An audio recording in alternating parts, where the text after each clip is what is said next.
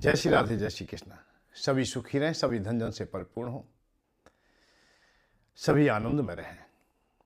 चलते हैं सुख की खोज की ओर, जो एक ऐसी यात्रा है, नहीं करते हुए भी हम निरंतर चल रहे हैं और चलते हुए भी नहीं चल रहे हैं, क्योंकि हम उस युग की ओर जा रहे हैं, उस डगर की ओर जा रहे हैं, उस भविष्य की ओर जा रहे हैं जिसकी खोज के लिए हमने बहुत जन्मों से प्रयत्न किया है।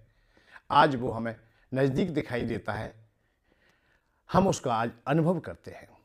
और आपको मैं पुनः धन्यवाद देता हूँ कि आप लोग ना चलते हुए भी मेरे साथ चलते हैं। मैं भी आपके साथ ना होते हुए भी आपके सानिध्य में रहता हूँ। दोनों का जीवन सार्थक हो। चलते हैं हम लोग नए युग की ओर, नई खोज की ओर, नए सवेरे की ओर, जिससे कि हमारा जीवन सार्थक हो सके। हम नया सवेरा लाएं, हम लोग युग में परिवर्तन करें, यही कामना रखते हैं, क्योंकि हम लोग भटके बहुत हैं। आज हम लोग उस मार्ग को पाएं जहाँ से हमें परम शांति, परम आनंद और भौतिक सुख भी हमें सहजता से प्राप्त हो। जिस सुख प्राप्त करने के लिए हमने बहुत प्रयत्न किया, परंतु हम कहीं ना कहीं अपने को अभाव में देखते रहे। तो हमारी कामना यही है कि आप भी सुखी हों और संसार सुखी हो, हम भी सुखी हों। सुखी होने का केवल एक ही मार्ग है, और वो है आपके हृदय में सत्यता, सहजता। आप लोग सही मार्ग को अपनाते हैं। आप लोगों के हृदय में जो छुपाव है उसे नहीं छुपाना है, बस इतना ही करना है। जो छुपाव रख जाते हैं, क्योंकि उनका हृदय फिर पवित्र नहीं हो पाता, पावन नहीं हो पाता। हृदय में यदि कचरा भरा रह गया तो हमारा जीवन व्यर्थ चला जाएगा। इसलिए हम प्रयत्न करते हैं सने सने इसी युग में और इसी समय और वर्तमान में ही हम ये संकल्प लें कि हम अपने हृदय में कोई कचरा नहीं रखेंगे। हम हृदय को पावन और पवित्र करेंगे, जिससे कि भगवान हमारे हृदय में बैठ सके। भाई, आप लोग देखते हैं, आपके घर में गुरु जी आए हैं, आपके कोई भी सम्मान प्रिय व्यक्ति आए हैं, तो उन्हें कहाँ बिठाओगे? जो घर में अच्छी व्यवस्था होगी, जहाँ उनको बैठने का अच्छा साधन होगा, अच्छी चादर होगी, वहीं आप लोग बिठाओगे। आसन जब अच्छा होगा तो वहाँ बिठाओगे। तो ऐसे ही भगवान भी हमारे परम प्रिय हैं, आदरणीय हैं, हमारे मान हैं वो। इसलिए उनको हम अच्छा सम्मान दें, अच्छा आसन दें। और आसन कहाँ देंगे? हृदय में देंगे। पर हृदय में जहाँ कचरा पड़ा हुआ है उसे थोड़ा हम साफ कर लेते हैं। केवल इतना ही हम काम करते हैं कि हृदय हमारा साफ हो जाए। ये अनेकों मैं उदाहरण देता जाता हूँ कि जिनके हृदय साफ थे उनको भगवान मिल गए, निश्चित रूप से मिल गए। कई प्रकार से साफ किया जाता है। जहाँ कचरा कम है वो सहजता से हो जाता है, ज़्यादा होता है तो फिर हमें पहले झाड़ना भी पड़ता है, बुहारना भी पड़ता है, फिर हमें पानी से भी धोना पड़ता है। हो सकता है कि कोई और भी हम सहयोग करें, किसी भी प्रकार से जो बहुत वर्षों से मैल जमा हुआ है उसको हमें किसी न किसी उपाय से उसे दूर करना होता है। तो हमारे अनेक जन्मों के भी पाप हैं हमारे हृदय में, अपराध हैं हमारे हृदय में, कचरा जमा हुआ है। तो हम करुणा के आंसुओं से उसे भिगो करके धीमे धीमे जब वो कचरा हट जाएगा, साफ हो जाएगा, अर्थात धीमे धीमे जल के सहारे से, आंसुओं के जल के सहारे से वो जब फूल जाएगा तो सहजता से छूट जाएगा। इसलिए करुणा के आंसू भी भगवान से मिलाते हैं, ये किंवदंती सत्य हो जाती है। और जिनके हृदय में करुणा उत्पन्न हुई है उनको भगवान मिले हैं, ये मैं अटल विश्वास के साथ कहता हूँ। जिनकी भी चर्चा करें, जहाँ भी करें, जिनके आंखों में आंसू आए अपने प्रभु के लिए, अपने गुरु के लिए, अपने इष्ट के लिए, और हृदय में पावनता जहाँ होती है वहीं एक आंसू आते हैं। उससे पहले आंसू आ भी नहीं सकते, क्योंकि वो अपने को उड़ेल नहीं पाता है। जो हृदय में है उसे तो रखता ही है, और भारी आडंबर से भी भर लेता है, और भी बड़ाई करके, झूठी बड़ाई करके, झूठी बात कह करके हृदय में भरता ही जाता है, भरता ही जाता है। कचरे से इतना भर देता है जिसकी कोई सीमा नहीं है। रावण अपने हृदय में कचरा भरता रहता है, अपनी बड़ाई करता रहता है। कोई काम हो गया, कोई बात हो गई, देखो समय पर जो ना चाहते हुए भी कभी कभी हमें अच्छे कार्य हो जाते हैं, और न चाहते हुए हानि भी हो जाती हैं। तो जीवन काल में कभी हमसे अच्छे भी काम हो गए हैं, वीरता के कार्य हो गए हैं, कहीं हम समाज में अच्छी वाणी बोल गए हैं, तो ये अनिवार्यता नहीं कि सदैव हमारी वाणी सराही जाएगी, या हम सदैव वीर रहेंगे, अथवा वीरता के कार्य हो जाएंगे, या दान पुण्य के कार्य हो जाएंगे। ये सदैव के लिए नहीं होते, कभी हो गया है तो हो गए। परंतु रावण अपने मुंह से बार बार उनका बखान करता है। जितेउ सरासर तब श्रम नाही, नर वानर के लेखे माई। यहाँ तक बात कहता है कि मैं तो कभी हार ही नहीं सकता किसी, सबसे बलवान हूँ मैं।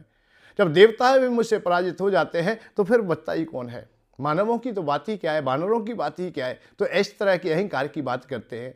वहीं पलट में हम देखते हैं जिनका हृदय साफ है, पवित्र है, विभीषण जी है जो सहज ही हैं, और वो कह देते हैं कि भैया हमें तो पाप वो अच्छो लगे, सहज पाप प्रिय तामस देहा जथा आलू कहूँ तऊ पर नेहा अब मोह भा भरोसे हनुमंता बिन हरि कृपा मिले नहीं संता। ये विभीषण जी की वे वाणी है।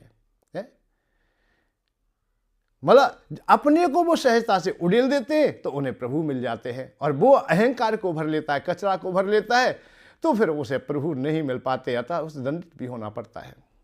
यही बातों को हमें समझना चाहिए, जानना चाहिए कि हम सुखी होंगे तो कैसे होंगे। सुखी होने के लिए केवल इतना ही करें, यदि हमारे हृदय में कचरा है तो करुणा के आंसुओं को आने दीजिए। और एक बात बताए तुम्हें,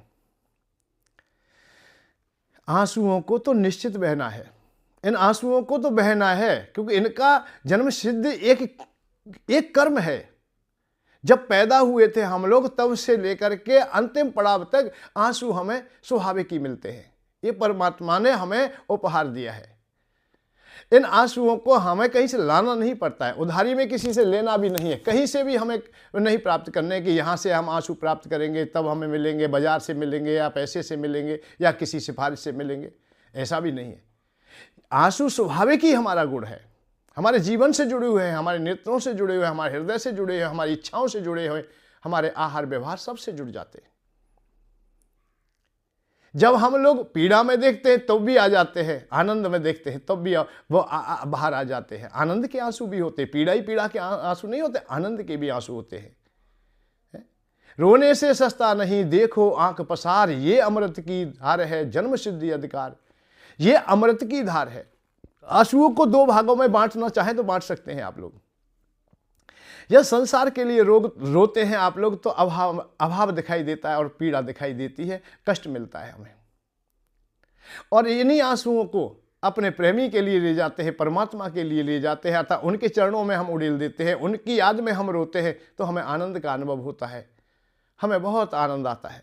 जिस समय अपने प्रभु के लिए रोए, कीर्तन करते हुए रो पड़े आप लोग, भगवान की कथा सुनते हुए रो पड़े, अर्थात आंखों में आज आंसू आ जाए तो बड़ा आनंद आता है। दूसरा, संसार के लिए रोते हो तो पीड़ा मिलती है, फिर तो बेचैनी है, हृदय में भी अशांति रहती है। तो इसलिए इन आंसुओं को बचा के रखिए, ये बहुत अच्छे हैं। और रोने वालों को मिल गए भगवान, ये भी प्रमाणित होता है। शास्त्र कहता है कि रोने वाले को परमात्मा मिल जाते हैं, हंसने से नहीं। एक उदाहरण आता है कि एक बिटिया है, सयानी हो गई है, विवाह के योग हो गई, अब उसे पति का सुख चाहिए, तो हंस करके पति पालेगी क्या? बड़ा कठिन कार्य है। अरे बाबुल से विदाई होगी, बाबुल उसे विदा करेगा, विवाह शादी होंगे, अच्छी प्रकार से होंगे, भाई के कांधे से लग करके दूल्ही जब विदाई होगी तो उस समय आंसू आ ही जाएंगे। हसस कांत न पाइए तिन पाया तिन रोए। हसस कांत न पाइए, कांत माने पति, हसस कांत न पाइए तिन पाया तिन रोए। हंस खेले प्रीतम मिले कौन सुहागिन होए। हंस खेले से यदि पति मिल जाता है तो अच्छी नारियां नहीं कही जाती हैं। यदि देव योग से कोई कन्या माता पिता की अवहेलना करके, परिवार संस्कृति या गांव नगर की अवहेलना करके अपना पति चुन भी लेती है तो उसे अच्छा नहीं मानते कि इसने अच्छा पति चुन लिया है। मर्यादाहीनता आ जाती है और यह कष्टमय जीवन होता है।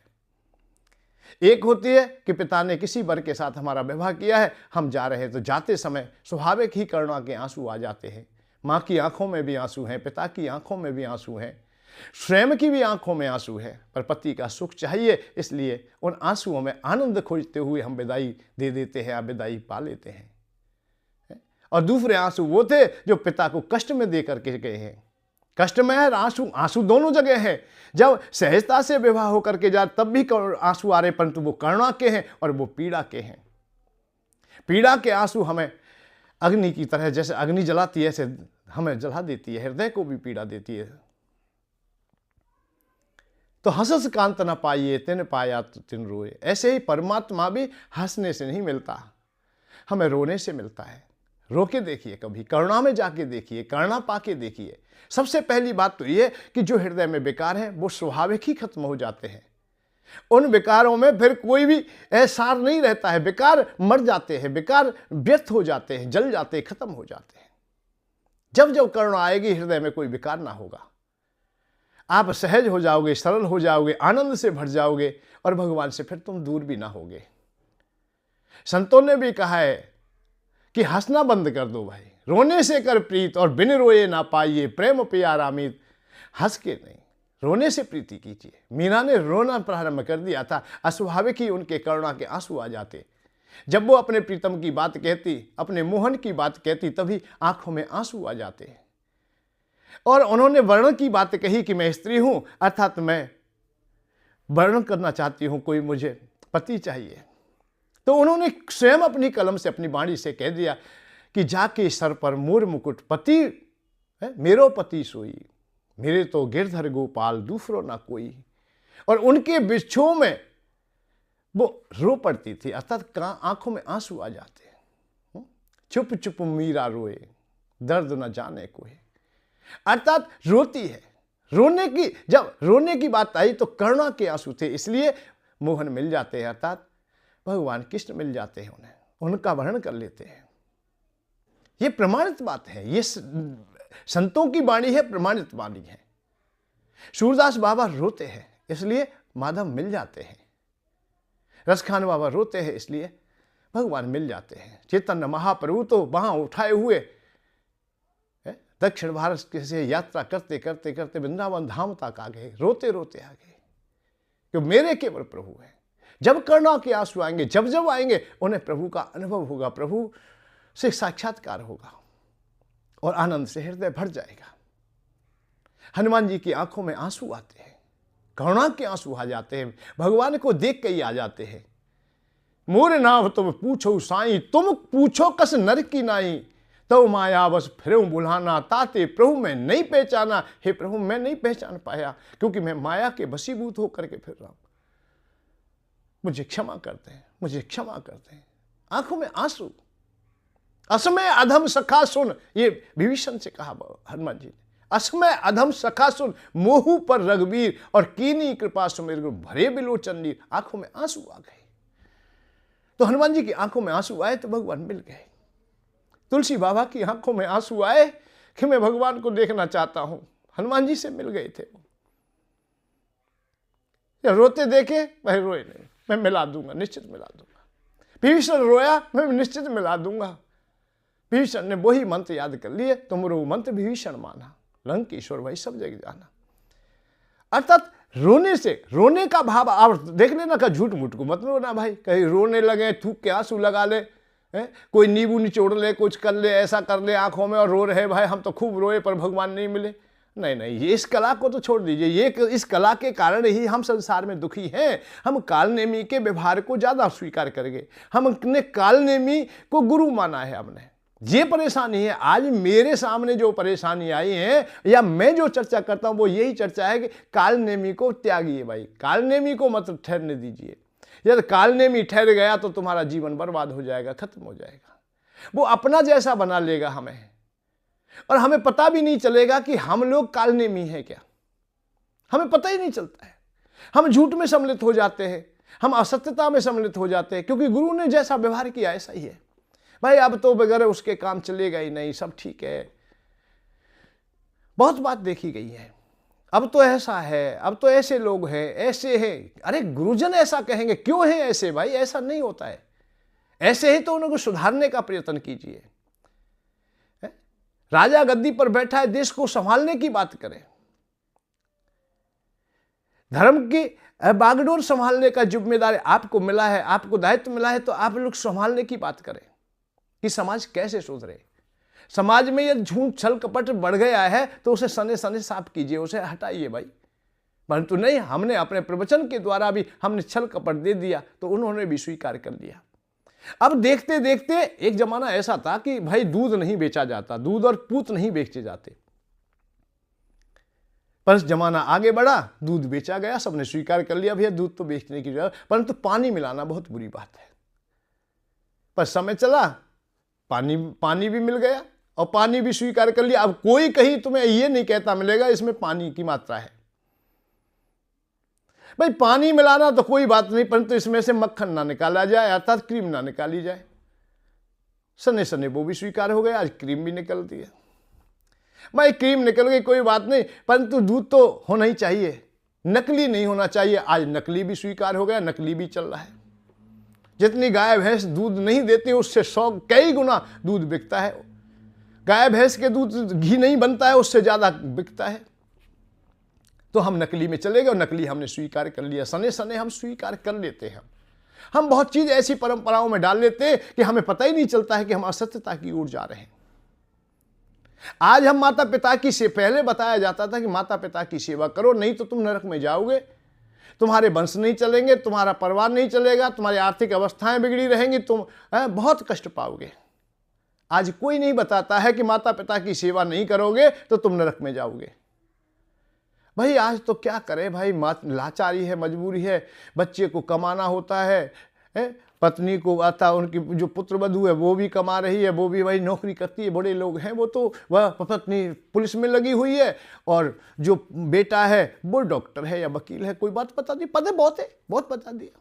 क्या करें भाई, माता पिता की सेवा कैसे करें? तो ऐसा करिए भाई, गौशाला में कर दीजिए, हाँ, वृद्धशाला में कर दीजिए। अब लोगों को पता पड़ा, जो धर्म की अच्छी व्याख्या करते थे, उन्हें पता चला है कि अब भाई लोगों में धीमे धीमे प्रचार प्रसार हो रहा है, जो हमारी वाणी थी उसका प्रभाव हो रहा है कि अब क्यों ना गौशाला की जगह पर अब वृद्धशाला खोल ली जाए। अब गौशाला जिनकी हैं उनके वृद्धशाला भी हैं, भगवानशाला, पहले तो भगवानशाला खुली जाता, नए नए मंदिरों का निर्माण हुआ, रोजाना मंदिरों का निर्माण हुआ। जैसे वृंदावन का उदाहरण, वृंदावन धाम में बिहारी जी के मंदिर को पीछे छोड़ दिया गया, उससे बड़े बड़े मंदिर और दुनिया भर के मंदिर बनते गए। फिर गौशालाओं का निर्माण हुआ है, अब वृद्धशालाओं का निर्माण प्रारंभ है। और हम धीमे धीमे वो परंपरा बना रहे हैं कि कोई भी माता पिता की सेवा मत करना, केवल हमें पैसा दे देना। केवल पैसे अर्थ तक रह गई बातें। अब ये परंपरा, परंतु हमें पता भी नहीं चला, अब वो पुत्र माता पिता को वृद्धशाला में छोड़ के जा रहा है, फिर भी कोई नहीं ध्यान दे रहा है कि ये पाप कर रहा है कि नहीं, अब तो तू स्वर्ग जाएगा, क्योंकि वृंदावन धाम में तेरे माता पिता भाई आनंद ले रहे हैं। भाई अपने परिवार से वंचित होकर के, अपने नाती बेटियों से वंचित होकर के, अपनी जन्मभूमि, अपना जो परिश्रम से घर बनाया था उससे वंचित होकर के, अपनी संतान से दूर होकर के, अरे बैकुंठ में भी सुख नहीं मिलता भैया। कृष्ण भगवान के साथ ब्रजवासी लोग वरुण लोक में चले गए, भगवान के लोक में चले गए। एक कथा आती है श्रीमद् भागवत कथा के अंतर्गत कि नंद बाबा जल्दी से प्रातः काल में चले जाते हैं यमुना स्नान के लिए, वहां से वर्ण के दूत और वर्ण लोक में ले जाते हैं उन्हें। जब उन्हें पता चलता है कि ये तो कृष्ण भगवान के बाबा हैं, तो बड़ी सेवा होती है, अच्छा होता है। जब वो वापस आते हैं तो अपने परिवार के साथ में या अपनी सरदारी के पास में बैठ करके, चौपाल पर बैठ के सबको बताते, भैया हम तो ऐसे ऐसे हमारी सेवा हुई और ऐसे ऐसे लोग थे वहाँ, ऐसे ऐसे थे, बड़ी सेवा, बड़ी मिठाई खाई, बड़ा सेवा हुई, बड़ी अच्छी अच्छी बात बताई। अब ग्वाल बाल भी कहने लगे कृष्ण भगवान से, भैया हमें ले चल, हमें दिखा दे तू बात हमें। तो कृष्ण भगवान उन ग्वाल बालों को भी वहाँ वर्णलोक में ले जाते हैं, स्वर्गलोक में ले जाते हैं। पर थोड़ी देर के बाद में उनको वो स्वर्गलोक अच्छा नहीं लगता है। हम तो भैया कोई ना शंकऊ बजाए जाने, हम तो शंख बजाना ना जाने, हम तो पीप नहीं बजाई है भैया, हमने तो पत्तानी की पीप नहीं बनाई या नरई की बजाई हमने तो। और ये तो बड़े बड़े वाद्य बजा रहे हैं, बड़े बड़े सुंदर है। और भैया इनके तो बड़े बड़े चित्र कैसे मड़े कौन ठाड़े रहे हैं नागरियां, ये तो तस्वीर की तरह शांत ठड़े और कैसे कैसे सुंदर है। भैया हमें तो अपनों ब्रज बढ़िया लगे, यहाँ काऊ काउते बोले ही ना, टकटका नगरी सी लग रही है ये तो। देख ही देखे, कोई काउते बोल ना रहो, कोई हफऊ ना रहो, कोई मुस्कुराऊ ना रहो। अरे भैया हमारा तो ब्रज ही बढ़िया है, यहाँ कहाँ बीतने बिहार रे, 4 हाथ इनके, 4 हाथन को बोझ कौन ढोवेगो यहाँ। भैया हमें ना चाहिए, हमें तो अपनों वही चटनी रोटी और अचार चाहिए। हमें तो यमुना जी के किनारे बैठ के आराम से खाएंगे, गिल्ली डंडा खेलेंगे, वही ब्रज हमें तो अच्छा लगे, हमें ये अच्छा ना लगे। मेरे कहने को भाव ये है कि जहां हमने घर बनाया हो वही हमें अच्छा लगे। बुढ़ापे में घर से हमें बाहर निकाल दे, हमें वृंदावन की या वृद्धशालाओं की अटालकाओं में कहीं भी हमें पटक दें, हमारी संतति, हमारे बेटा, और वो कालनेमी के कथा के कारण, कालनेमी ने कथा बोली कि भाई अब बड़ी लाचारी है, आज क्या करें, बेटों का क्या कसूर है भाई, पैसा कमा, पैसा आश्रम वालियों को दे देते हैं, उससे वो उनका पालन करते हैं, और उनका करें या ना करें अपना पालन करते हैं। तो बहुत बात हम लोग ऐसी हैं संसार में और हमारी स्थिति में कि हम लोग उनको अपना चुके हैं जबकि वो विपरीत हैं। शास्त्र को जानिए, सनातन धर्म को समझिए। शास्त्र और सनातन धर्म को आप लोग यदि छोड़ देंगे, आप विपरीत चले जाएंगे तो आप कहीं के ना रहेंगे। आप यहां करेंगे क्या? कितना समय है तुम्हारे पास में भाई? क्या करते हो और क्या पाना चाहते हो? सबसे पहली बात तो यह है कि जीवन ही बहुत छोटा है, जीवन में कोई ज्यादा लंबा काम नहीं है। अरे 20-25 साल तो हमें शिक्षा में ही लग गई, शिक्षा प्राप्त की, हम तैयार हुए बन करके। 25-30 साल की अवस्था तक पहुंचते पहुंचते हमारा विवाह भी हुआ है और हमारी जीविका के साधन भी बने, नौकरी कर रहे हैं या व्यापार कर रहे हैं, कोई भी काम कर रहे हैं हम लोग। अच्छा, पढ़ गए, 30 साल में नौकरी लग गई, आप लाट साहब बन गए, बड़े बाबूजी बन गए। 10-15 साल के बाद में ही पढ़ाई की डिग्रियों का कोई महत्व नहीं रहेगा, सब एक जैसे हो जाते हैं। 50 साल के व्यक्ति जितने भी तुम देखने को मिल रहे हैं वो सब एक जैसे हैं, कम पढ़े या ज्यादा पढ़े, उनमें फिर कोई भेद नहीं रहता है। और 50 साल से जैसे ही ऊपर चलते हैं तो रूप का भी कोई भेद नहीं रहता है। तुमने देखा बड़े बड़े जुल्फ काटते हुए देखे होंगे 30 साल की 40 साल की अवस्था में, पर 50 साल के तो खुटमंडे जैसे ही दिखाते, सब एक जैसे ही बाल बना लेते। अब जुल्फी लंबी लंबी भी नहीं करते, छोटे छोटे बाल कटवा लेते, एक जैसे हो जाते, रूप का भी कोई महत्व नहीं रहता है। और 60 साल की अवस्था आते आते तुम्हारे पद का भी कोई महत्व नहीं रहता है। अर्थात आप जब 60 साल के हो जाते तो आप डीएम है, एसडीएम है, बड़े हैं तो रिटायर हो जाते, फिर एक जैसे हो जाते, कोई महत्व नहीं है। और 70-75 साल के होने के बाद तो जीवन का ही रहस्य नहीं रहता है, तुम्हारा कोई है ही नहीं, कोई रस ही नहीं है, कोई गौणिकता नहीं रह जाती है, तुम्हारा जीवन है कहां?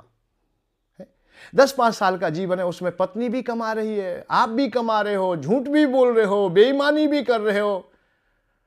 अरे भैया ऐसा मत कीजिए, अपने हृदय को सही कीजिए, ये जीवन बड़ा कीमती है, इसको व्यर्थ में मत गंवा दिए। वो 10 साल 15 साल की कारण ही तुमने सब पूरा जीवन बर्बाद कर दिया, खत्म कर दिया।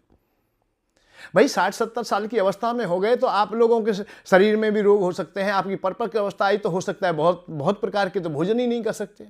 सुंदर सुंदर तुम्हें कोई भी चीज मिल जाए, अच्छा 60 साल की और 70 साल की अवस्था में सुंदर स्त्रियां मिलने लगे, तुम्हें अप्सराएं आने लगे तुम्हारे पास, तुम क्या करोगे भाई? स्वाभाविक ही बात है, ये विषय सब छूटते चले जाएंगे, धन का भी आप प्रयोग खत्म हो जाएगा, धन चाहिएगी नहीं। रिटायर होने के बाद में धन की आवश्यकता ना दवाओं की रह जाती है, पैसे की कितनी आवश्यकता रह जाती है जब आगे चलते हैं तो हमें समझना चाहिए, हमें जानना चाहिए। बचपन सारा नादानी में गई जवानी लाचारी में निकल जाती है और हमारा जीवन भी कुछ भी नहीं रहता है। और बुढ़ापा मृत्यु मांगे ना देवे क्या लाचारी, बुढ़ापा हमेशा मृत्यु को खोजता है, हम उसे भी देना नहीं चाहते, कोई ना कोई दे। तो हमें समय से पहले जागना चाहिए, समझना चाहिए जो हमारा सनातन धर्म कह रहा है कि माता पिता की सेवा करो। हम इस परंपरा से दूर जा रहे हैं और इससे अब पाप नहीं पड़ने वाला, क्योंकि कोई बता ही नहीं रहा है कि पाप पड़ेगा। बताना चाहिए, और जो लिखा है वो तो कम से कम बता दीजिए, उसमें बढ़ा के बताए तो और पुण्य का कार्य करेंगे। कि तूने यदि माता पिता की सेवा ना की, सबसे पहले तेरा लड़का मरेगा, तू भी दुख पाएगा, तेरी टांग टूटेगी, तू पड़ा रहेगा, तू सड़ेगा, तेरी पत्नी भागेगी, जो बुरा सा बुरा कहा जाए वो बताना चाहिए, जिससे कि माता पिता की सेवा तो करे। पर नहीं ये बताते, कोई बात नहीं, तुम चले जाना। और जिसने माता पिता की सेवा ना की, जिन्होंने गुरुजनों की सेवा ना की, उसने चाहे दुनिया की संपत्ति कितनी भी क्यों ना पाली हो,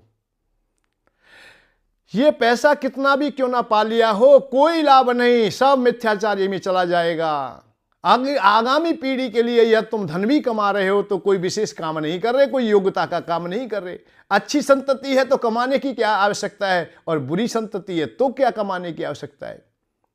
पूत सपूत को क्यों धन संचय, और पूत कपूत को क्यों धन संचय। अरे दोनों दशा में विपरीत है। हमें अच्छी संतान मिल जाए तो भी हमें धन की आवश्यकता नहीं है, हमें कुपुत्र मिल जाए तो भी हमें धन की आवश्यकता नहीं है।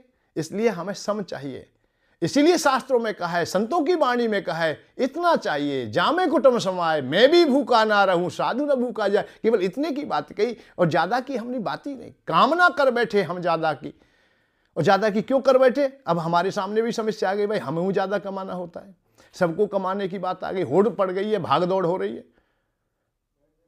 वो क्यों हुई? क्योंकि जो हम लोग थे हमने ही वो प्रारंभ कर दिया। हमने ही प्रारंभ कर दिया है कि हम ज्यादा कमाएं। कौन? जो धर्म के ठेकेदार हैं, वक्ता प्रवक्ता संत महात्मा, बड़े बड़े आश्रम, वही कमाना ज्यादा चाहते। तो फिर हम भी गर्गस्थी वाले भी चाह रहे थे, क्योंकि एक आश्रम से उनका काम नहीं चल रहा है। भाई वृंदावन में धाम में ही आश्रम हो तो उससे काम नहीं संतोष हो रहा है। नहीं, अयोध्या जी में भी चाहिए, काशी जी में भी चाहिए, बड़े महानगर शहर में बॉम्बे में भी चाहिए, दिल्ली में भी चाहिए। हर जगह की कामना, हर हमारी कामनाएं बढ़ती गई तो फिर गर्गस्थी वालों की भी कामना बढ़ती गई, उनकी भी कामना बढ़ी। बस कामना ही कामना रहे कि कामना बढ़ती जा रही है, चलते जा रहे। माता पिता का हमें ध्यान ही नहीं है, हमें शिष्टाचार व्यवहार का ध्यान ही नहीं है, हमें मर्यादाओं का ध्यान ही नहीं है। देश में कोई भी वृद्धाश्रम नहीं होना चाहिए। असहाय आश्रम तो हो जाए, असहाय तो कोई भी हो सकता है, कभी भी हो सकता है। हम वृद्ध होंगे, हमारा परिवार पूरा भी नष्ट हो सकता है, हमारे पास आगे पीछे कोई भी ना रहे, कोई व्यवस्था ना रहे। तो ऐसी व्यवस्थाएं हो तो कोई बात नहीं, परंतु यदि हम लोग सच्चे प्रवचन करें, हृदय से बोलें, सही बात कहें, हम कचरा रहित बोलें, तो फिर हमें नगर में भी ऐसे लोग मिल जाएंगे। भाई हम भी तो अच्छे होंगे, हम कैसी व्यवस्था में फिर भी हमारी कोई ना कोई सेवा करेगा। संत महात्माओं की सेवा होती है, ऐसे नहीं है संत सेवा नहीं होती है। जो भगवान के होते हैं, भगवान का भाव है, समाज के होते हैं, शिष्टाचार हृदय में होता है, मानवता जिनके हृदय में होती है, वो कोई भी कैसी भी अवस्था में है, उन लोगों की वृद्ध अवस्था में सेवा करने के लिए पूरी दुनिया उनके लिए समर्पित हो जाती है। तो हम भी अच्छे बने, अच्छी बात बताई जाए। हमें भरोसा ही नहीं है कि हमारी संतति भी हमारी सेवा ना करेगी, इसलिए हम वृंदावन में पहले से ही कमरा बुक किए हुए हैं, पहले से ही हम व्यवस्था किए हुए हैं। हमें विश्वास नहीं है, विश्वास यूं नहीं है कि हम ही विश्वासी नहीं थे, क्योंकि जीवन काल में जो हमने अर्थ कमाया, जो भी हमने व्यवस्थाएं कमाई, जो हमने धर्म पुण्य किए, वो भी छल कपट में ही किए। हमने अर्थ भी कमाया तो झूठ बोल के कमाया, हमने दलाली करके बनाया, हमने शोषण करके कमाया। हमारी सरकारी नौकरी थी, अच्छी तनख्वाह मिल रही थी, परंतु दस्तखत करने के या किसी को दो बात कहने के भी हमने पैसे अलग से लिए। उन पैसों से तो हाथ ही नहीं लगाया, उन्होंने तो इकट्ठा ही करता रहा, ऊपर की कमाई से घर चलाता रहा। अब चला ले, खूब चला, क्यों सेवा करे? तो हमें सही होना चाहिए। हमें अच्छी शिक्षा मिली होती तो हमें ये बात नहीं होती। तो हम धीमे धीमे सने सने कहीं ना कहीं हम भटक जाते हैं। और कैसे भटकते? ये केवल कालनेमी बाबा की वाणी से भटक जाते हैं। जबकि हनुमान जी को थोड़ी देर के लिए मिले, हनुमान जी को थोड़ा लगा तो था ऐसा कि इनमें कुछ सच्चाई है, पर बहुत जल्दी पोल खुल गई। इसीलिए उन्होंने वो अध्याय वहीं समाप्त कर दिया कि कालनेमी नहीं रहने चाहिए। ये हनुमान जी सिखा रहे, बता रहे कि कालनेमी नहीं होना चाहिए। कालनेमी से बहुत नुकसान होता है। सामने दुश्मन खड़ा है, सामने से कोई वार कर रहा है, हमें कुछ कह रहा है, वो खतरनाक नहीं है, उससे हमें कोई परेशानी हमें हमेशा उससे होती है जिस पर हमें विश्वास है, जो अच्छी अच्छी बातें कर रहा है, जिन पर हम शंका नहीं कर सकते, और वो धोखेबाज हो, वो हमारा हमसे धोखा करे, हमसे छल कपट करे, उससे हमें परेशानी होगी। हमें उससे परेशानी नहीं जो हमसे लड़ रहा है। यही बात कहना चाहता हूं कि हनुमान जी को और किसी से परेशानी तो कालनेमी से ही होने वाली थी। जबकि युद्ध कर रहे हैं, सामने शत्रु सामने आ रहा है, शत्रु से क्या परेशानी है? वहां तो बलाबल की बात है कि देखते हैं अपनी अपनी शक्ति लगा करके कौन विजयी होता है। अब वहां क्या करें? वहां तो बल तो हमने अलग रख दिया, हमने तो विश्वास कर लिया उन पर। तो कालनेमी को ज्यादा समय के लिए यहां स्थिर नहीं रखना चाहिए। ये हनुमान जी ने बताया, मेरे गुरुदेव ने बताया कि यहां नहीं रखेंगे। कालनेमी कहीं दिखाई दे तो उनको ठीक समुचित दंड दीजिए, क्योंकि वो ना तो हमारे सनातन धर्म की रक्षा कर पाते, देश धर्म दोनों के लिए विपरीत है, समाज के लिए भी विपरीत है, हर अवस्था में वो विपरीत है, उनसे कल्याण का मार्ग नहीं मिलता है। तो आप और हमारी जो यात्रा है, ये केवल एक ही व्यवहार पर है, एक ही अवस्था पर है कि हम सने सने हर अवस्था में हम लोग कम से कम झूठ बोले, झूठ का सहारा हम ना लें। झूठ बोल के करेंगे क्या? क्या लाभ मिलेगा? ले क्या लेंगे? अरे 10-15 साल का जीवन है सबरा। हम लोग गिन लेते हैं 80 साल का है, 70 साल का है। नहीं, 15-20 साल तो हमारे वैसे ही निकल गए, 20-25 साल तो वही 10-15-20 साल बीच में है। उसके बाद में फिर बुढ़ापा तुम्हारे सामने है। बुढ़ापा कोई जीवन थोड़ी है। आंख में तनेगा जाला, लाठी से पड़ेगा पाला, नाक से बहेगा नाला, वृद्ध अवस्था आनी है। ये वृद्ध अवस्था है। आंख में जाला पड़ जाता है, चश्मा लग जाता है, जैसे मेरे लगा हुआ है। नाक से बहेगा नाला, हमारे अंग हैं, ये भी हमारे बस में नहीं होते। फिर लाट टपक रही है, टपक रही है, हम रोक नहीं पाते। नासिका लटक रही है, लटक रही है। कर्णधार सुन नहीं रहे, आंख देख नहीं रही है, हाथ काम नहीं कर पाते, पैर चल नहीं पाते हैं। हमारी सब इंद्रियां अपनी विश्राम पाने की ओर चली जाती है, उससे कोई विशेष लाभ नहीं हो पाता। आंख में तनेगा जाला, लाठी से पड़ेगा पाला, नाक में बहेगा नाला, वृद्ध अवस्था आनी है। बैठे बैठे पड़े पड़े करते रहोगे मलमूत्रता, थूकते रहोगे पीकदानी है। इसीलिए हम तो एक ही बात कहते हैं, इसीलिए भक्ति साधन योग कर और भोगों से वियोग कर, राम को मत भूल प्यारे इस जवानी में। अरे जवानी की अवस्था को अपने को संभालिए, जानिए। जिस दिन जागृत हो जाओगे, जिस दिन, उसी दिन तुम्हारा जीवन सार्थक हो जाएगा। बुढ़ापे में भजन करेंगे या बुढ़ापे में हम सच्चे हो जाएंगे? नहीं हो पाएंगे, क्योंकि जीवन भर जो काम किया है वही बुढ़ापे में याद आएगा। ये रिकॉर्डिंग है। ये न समझे कि हम बुढ़ापे में तो हम लोग सन्यासी हो जाएंगे, बैरागी हो जाएंगे, हमारे हृदय में कभी भी काम ना आएगा, या हमारे में लोभ ना आएगा, क्रोध ना आएगा। नहीं, जो तुमने अनुसरण किया है, जिसका संग किया है, जैसा संग करोगे ऐसा ही रंग चढ़ेगा।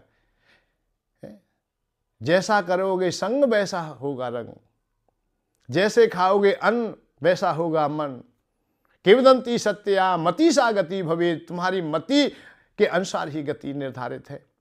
तो मति तुमने जवानी में जैसी रखी है, ऐसी बुढ़ापे में हो जाएगी। तो बुढ़ापे में भजन कहाँ से होगा? कहाँ से तुम शिष्टाचारी होगे? कहाँ से अच्छे होंगे? और फिर बात दूसरी है, जब अंग काम नहीं करोगे तो क्या करोगे? कोई किसी की सेवा कर सकोगे? ना तो देश की सेवा करने लायक रहोगे, ना आप लोग समाज की सेवा करोगे, ना परिवार की सेवा ही रहोगे। पड़े पड़े करते रहोगे मलमूत्र त्याग, थूकते रहोगे पीकदानी है। भक्ति क्या करोगे जब शक्ति ना रहेगी? बोलने की भी बद जवानी में फिर क्या रहेगा? कुछ भी नहीं है। मैं केवल इतना ही कहना चाहता हूं कि थोड़ा थोड़ा ही अभ्यास कीजिए, कोशिश कीजिए कि असत्यता हमारे पास ना आए। हमारा जीवन ज्यादा नहीं होता है, और जीवन ज्यादा है तो तब है जब तुम सही हो, अच्छे हो, सच्चे हो। अरे बढ़िया होकर के 4 दिन जिए अच्छा है, बुरे होकर के 100 दिन जीना कोई जीना नहीं है। हम आनंद में जिए, हम सुखी होकर जिए, हमारे मन पर, बुद्धि पर, चित्त पर बोझ ना हो। हमने चोरी कर ली तो हम भयभीत रहेंगे, सब जगह परेशान रहेंगे। हमने झूठ बोल दिया है तो हम परेशान रहेंगे, किसी का अपमान किया है तो हम दुखी रहेंगे, परेशान रहेंगे। हमें ज्यादा परेशानी नहीं करनी चाहिए। कब? जब हम लोग अपने को बेकार रहित बना लेंगे तो परेशानी रहेगी नहीं, सही हो जाएंगे, बिल्कुल अच्छे हो जाएंगे। तो अच्छा होना है तो आप लोग मेरे साथ यात्रा करते रहिए। इस यात्रा में बहुत आनंद आने वाला है, और ऐसा आनंद आएगा। यह तो आप लोग कुछ समय के लिए चल दिए, 10-5 दिन भी आप लोग लगातार चलेंगे, एक ही कथा सुने, केवल एक ही बार एक ही एपिसोड सुनेंगे, उसी से फिर दूसरे दिन सुनेंगे, फिर तीसरे दिन सुनेंगे। कुछ समय के लिए आप लोग समय निकाल करके, और समय निकालने का मैंने तरीका बता दिया है कि आपको काम नहीं छोड़ना है, आपको कोई काम छोड़ना, संसार का कोई काम नहीं छोड़ना है कि आप लोग संसार के काम से निवृत्त हो जाए, विरक्त हो जाए, संन्यास धारण कर ले, ऐसा नहीं। नौकरी करते हो नौकरी कीजिए, ये मोबाइल यंत्र तुम्हारे पास में है, ये सब कुछ संग करेगा। मैं इसके सहारे से तुम तक पहुंच जाता हूं, आप भी मुझे अनुभव में आ जाएंगे। तो अपना काम करते हुए भी आप लोग मेरा साथ दे सकते हैं, और मेरा संग हो सकता है, और मैं आपके संग हो सकता हूं, या हो जाते हैं हम लोग। तो काम भी नहीं छोड़ना है, समय भी व्यर्थ नहीं करना है कहीं भी। जो काम कर रहे हो उसे करते करते भी कर लोगे आप लोग। केवल कुछ समय के लिए निरंतर हमारी निरंतरता बनी रहे, हम में सच्चाई निश्चित आएगी, हृदय हमारा पवित्र और पावन होगा। फिर हमें इस दुनिया में कोई भी बंधन में नहीं बांधने वाला। हम स्वाभाविक ही हम लोग अपनी मर्जी के मालिक हो जाएंगे। हमें अधिकार मिल जाएंगे कि तुम पुनः मानव बनो, हमें अधिकार मिल जाएंगे तुम देवता हो, हमें अधिकार मिल जाएगा कि हम लोग मोक्ष तक की यात्रा कर सकेंगे। कब? जब हम बेकार रहित होंगे, हृदय में कुछ बेकार ही ना होगा। भगवान यही तो कहते हैं, अरे मेरी तरफ आ, शुद्ध हो करके पावन हो के आ, निर्मल मन जन सो मोय पावा। निर्मल मन बना ले, मेरी तरफ आ जा। और जैसे ही तू आएगा मुझे समझेगा, पहले हम जानकारी मिले फिर हम उन्हें समझने का प्रयत्न करें। भगवान को जानना समझना दोनों अलग हैं। समय पर विस्तार करेंगे, परंतु समझते चले जाएं, जान के फिर समझते चले जाएं, और समझते समझते फिर हम समझ जाते हैं। जानत तुम्हें ही हो जाई। भगवान के स्वरूप को हम जानते जानते हम भगवान में ही समा जाते हैं। यही मोक्ष तक की यात्रा है। चलते हैं कल पुनः हम चलेंगे। जय श्री राधे, जय श्री कृष्ण। सभी सुखी रहें, सभी आनंद में रहें।